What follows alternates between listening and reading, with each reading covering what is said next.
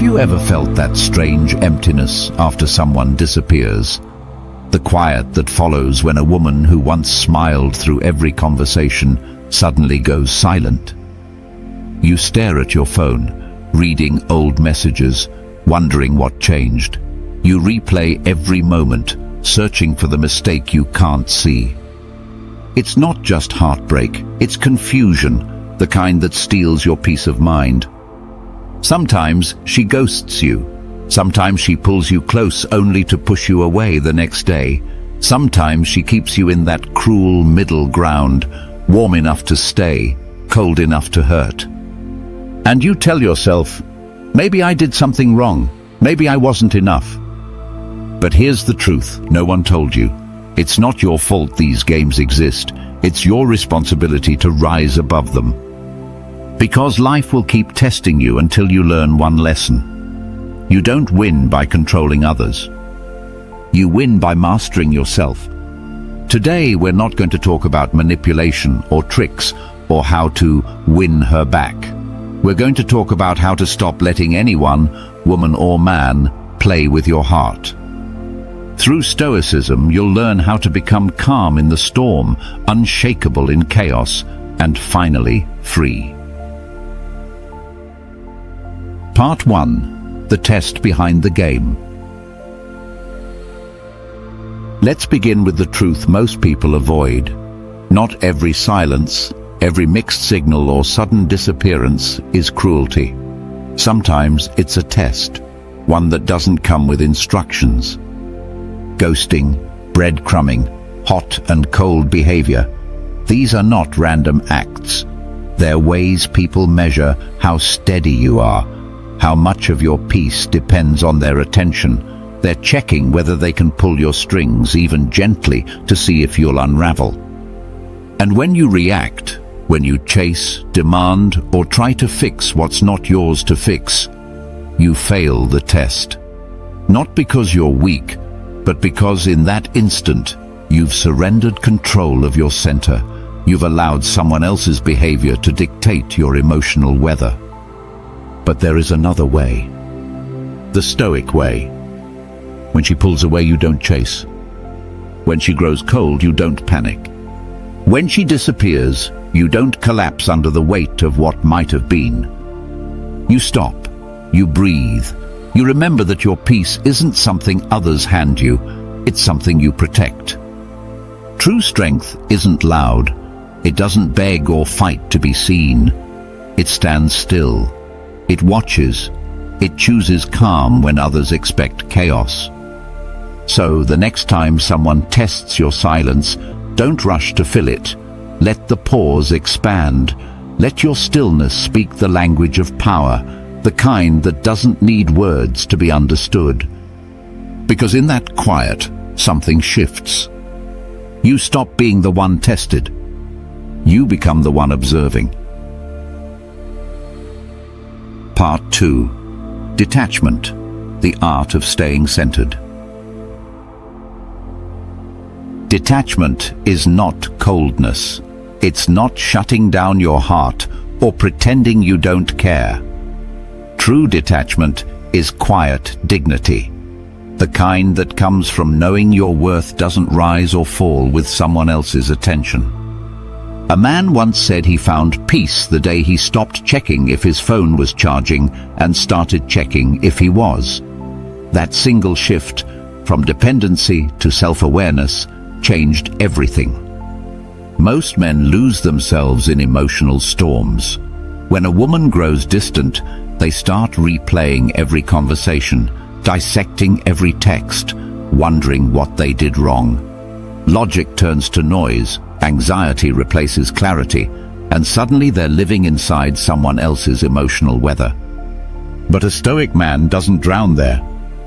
He stands in the tide, lets the wave rise, and then watches it fall. Because detachment is not apathy. It's understanding the limits of control. You can care deeply about someone and still refuse to let their inconsistency destroy your calm. You can love and still let go. Whether she texts you every 5 minutes or vanishes for a week, your inner state remains steady. You are not the puppet of another person's moods.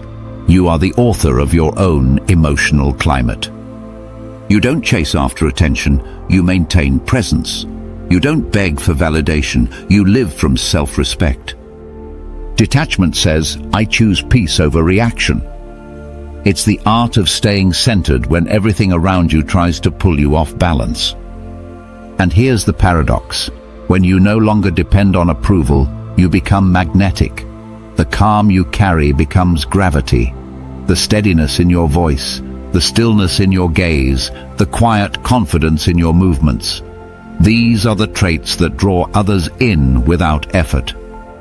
Because nothing is more attractive than a man who cannot be shaken.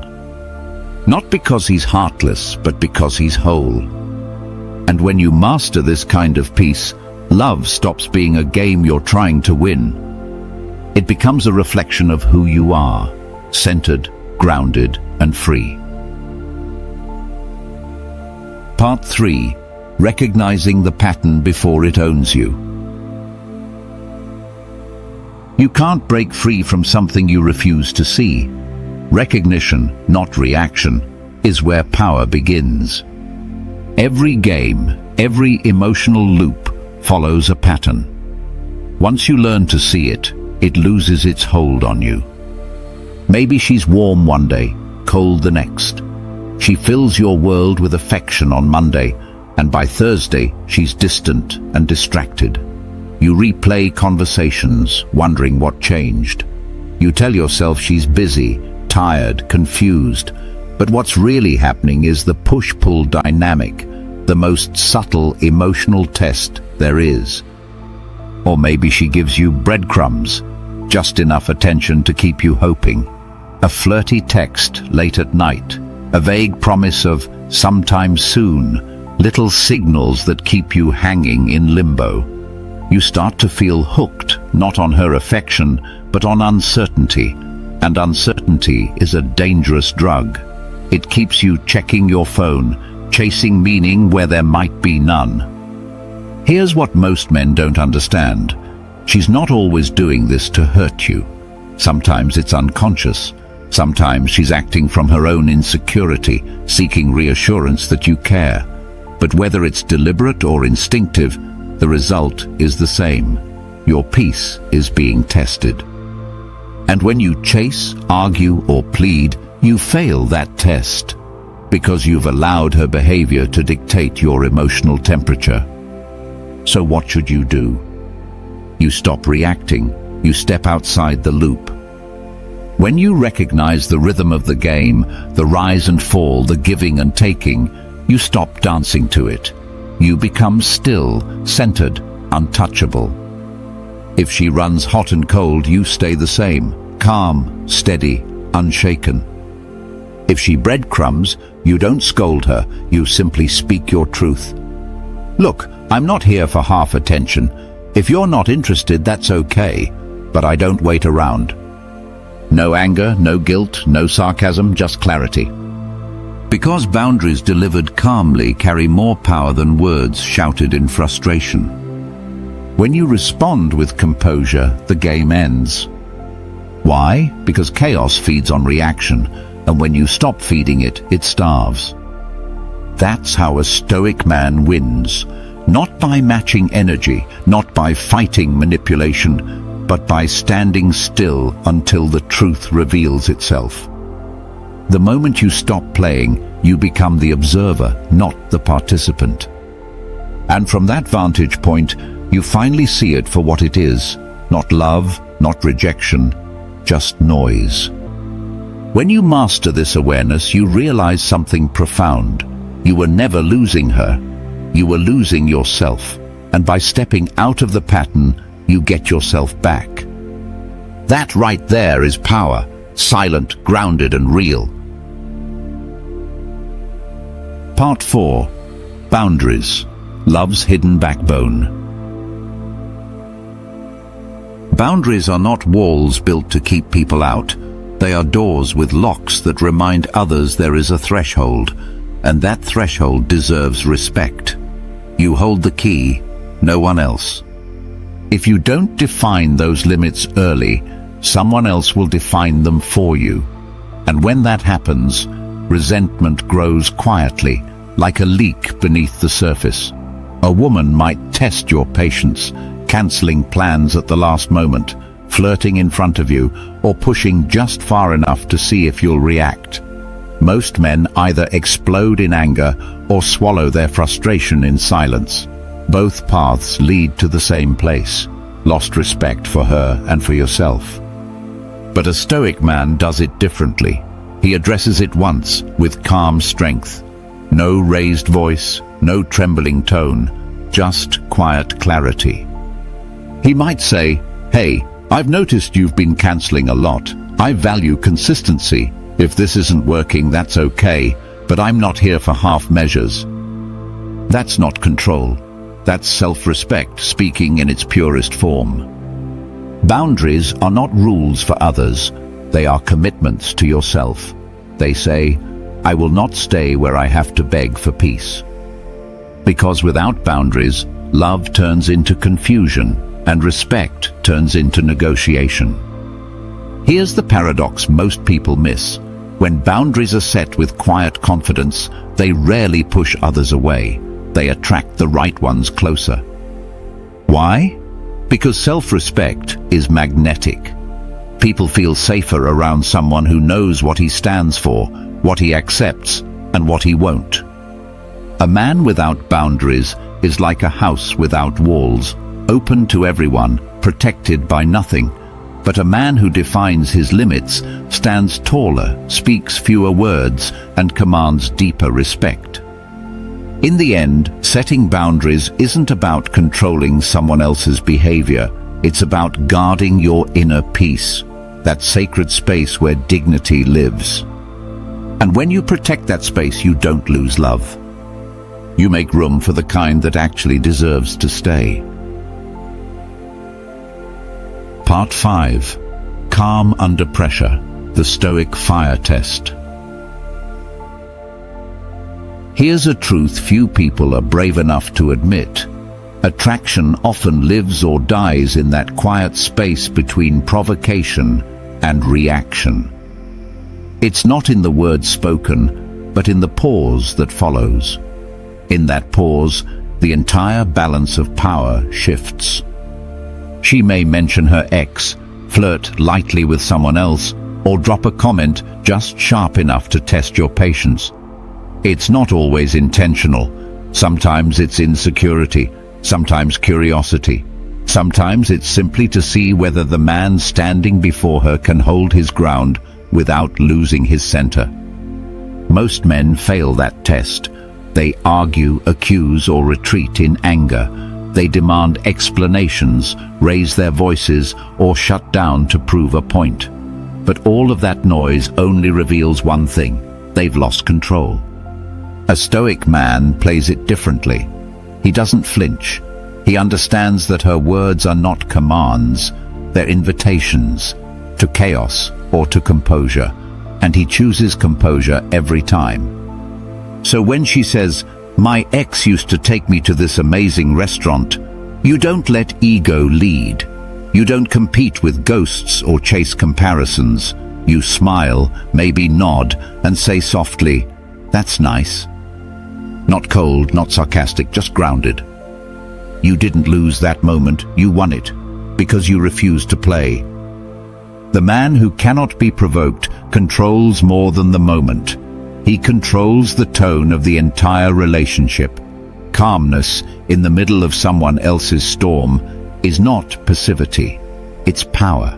It's the quiet authority of a man who knows that no one's behavior can rewrite his peace. Your silence, your stillness, your composed presence, they speak volumes. They say, "You can test me, but you can't move me." That kind of restraint doesn't just earn respect, it creates mystery. It makes her wonder what kind of strength runs beneath your surface. Because true dominance is never about control over others, it's control over yourself when others try to make you lose it. It's the ability to stand in emotional fire and not burn. When you master this, something profound happens. Her provocations stop being challenges and start becoming proof of your steadiness. She realizes she can't shake you, and that realization transforms attraction into respect. So, the next time someone tries to light a fire under your calm, remember, you don't need to extinguish it, just don't feed it. Let your calm be the mirror that shows them the futility of chaos. And in that silence, in that stillness, you'll find something rarer than control, peace that no one can take away. Part 6. Purpose over drama. When you chase validation, you start drifting from yourself. You begin measuring your worth by responses, reactions, and approval that were never yours to control. But when you chase purpose, everything else, love, respect, even peace, begins to find its rightful place. Most men lose themselves in emotional quicksand. They wait for a message, analyze the timing of a reply, search for meaning in a single emoji. Their days become a loop of anxious checking and quiet disappointment. That's how power slips away, not all at once, but through the 1,000 small ways you abandon your focus. But you have bigger work to do. Your purpose, your craft, your health, your growth, your legacy. When your life revolves around a mission greater than someone's opinion of you, their games lose their gravity. The push and pull of emotional drama simply can't touch a man who's already in motion towards something real. A man on his path doesn't chase, he builds. He doesn't argue, he acts. He doesn't react, he decides. That's what makes him untouchable. Because when you're building something meaningful, you no longer have time to beg for attention or overthink the silence of others. Your presence becomes purposeful, your energy scarce and sacred, and that scarcity is power. A man grounded in purpose walks differently. He carries a quiet confidence that says, "I'm not here to be liked, I'm here to live fully." The world feels that. Even love feels that. It doesn't bend him, it bends around him. So stop chasing validation from people who haven't earned access to your peace. Instead, build, work, create. Turn every ounce of emotional chaos into momentum. Because the man who knows his purpose no longer asks for direction. He becomes it. Part 7. Never retaliate emotionally. Retaliation feels good in the moment. It gives you that quick burst of satisfaction, that illusion of justice. But when the dust settles, it always costs you your peace. When she flirts to make you jealous, don't return the favor. When she ghosts you, don't play hard to get as payback.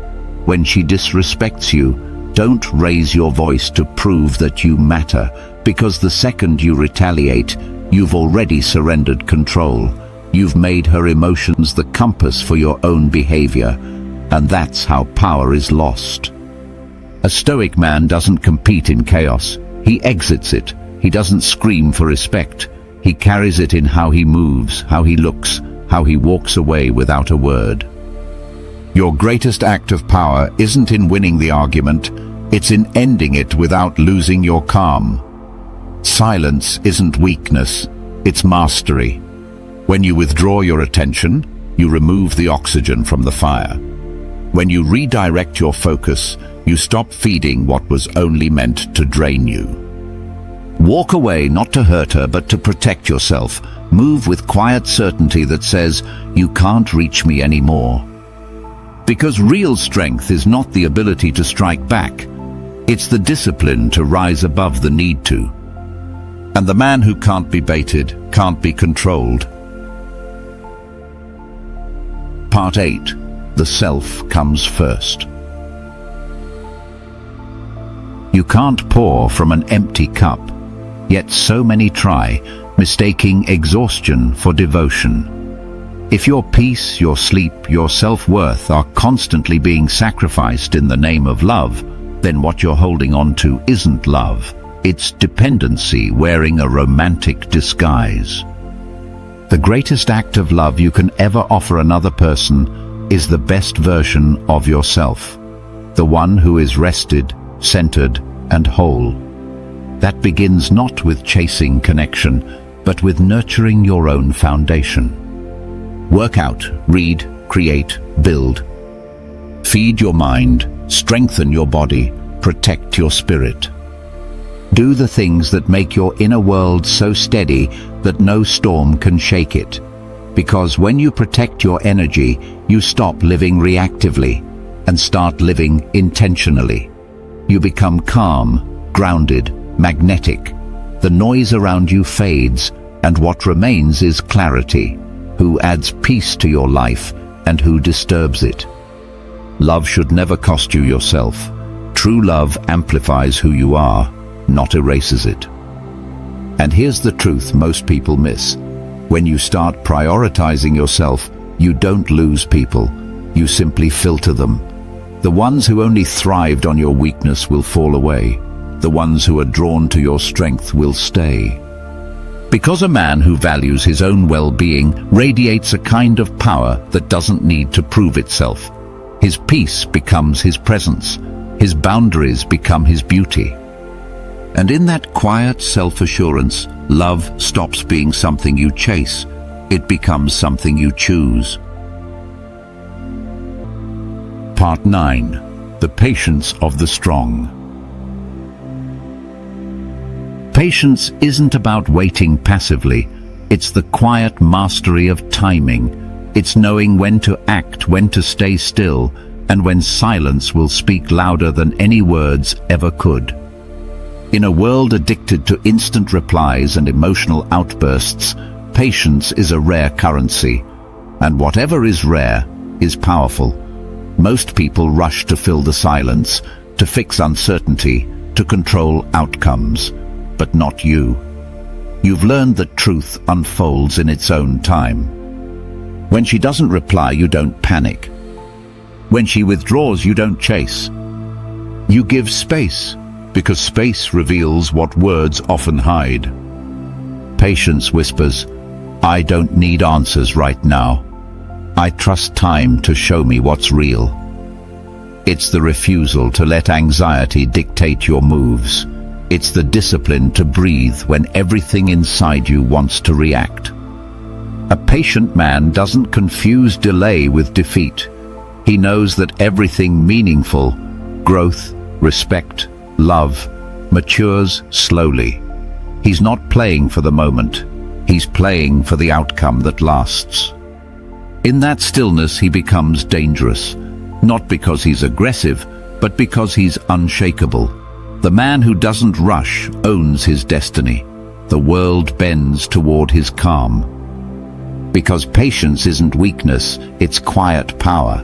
The power to endure the silence, to stay composed in uncertainty, and to wait, not with fear, but with faith in his own timing. Part 10. Walking Away. The Final Act of Power. There comes a point in every story where the lesson is complete. The pattern has repeated itself enough times, the signs are clear, and deep down you know, staying any longer means betraying your own peace. The game stops being a test of strength and turns into a chain around your spirit. That's when walking away stops feeling like loss and starts becoming liberation. To walk away without anger, without the need to explain, defend, or prove your worth, that is real power. Because the man who can leave quietly, with peace still in his chest, is the man who has mastered himself. He no longer needs closure. He is the closure. Not every connection is meant to last. Not every person deserves access to your heart. Some were only meant to teach you how to stand taller, how to listen to your own boundaries, how to choose peace over chaos. When you truly understand that, you stop chasing ghosts You stop waiting for apologies that will never come. You stop hoping people will become who they're not ready to be. Instead, you start choosing peace every single time. And here's the quiet truth. Most of the time when you walk away, she'll notice. She'll feel the absence of your calm, your steady presence. But even if she doesn't, you've already won. Because peace is the prize. And the moment you choose yourself, fully, unapologetically, and without hesitation, you become untouchable. Conclusion: the return to self. In the end, this isn't a guide to outsmart women. It's a map back to yourself. When you detach, when you set boundaries, when you remain calm, when you prioritize your peace, you stop living reactively and start living deliberately. You become the calm in a world of noise. The man who doesn't chase attention because he carries his own light. The man who no longer fears being alone because solitude no longer feels like emptiness, but clarity. This is not manipulation. This is transformation. So remember, the next time someone tests your peace, you don't need to fight, beg, or prove. Just smile. Because if they have to ask what changed, they'll never understand. Drop this in the comments if you feel it. I don't chase peace, I become it. And that, my friend, is how you stop letting anyone play with your heart, by becoming the one who owns it.